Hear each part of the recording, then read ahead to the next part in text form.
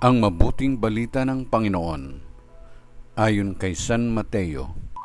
Papuri sa iyo, Panginoon. Noong panahong iyon, lumapit kay Jesus ang mga alagad ni Juan Bautista at ang wika, "Malimit kaming mag-ayuno, gayon din ang mga Pariseo.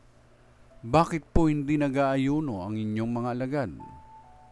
Sumagot siya, "Maaari bang magdalamhati ang mga panauhin sa kasalan habang kasama nila ang lalaking ikinasal? Kapag wala na siya, saka pa lamang sila mag-aayuno. Walang nagtatagpi ng bagong kayo sa isang lumang kasuotan, sapagkat mababatak nito ang tinagpian at lalong lalaki ang punit.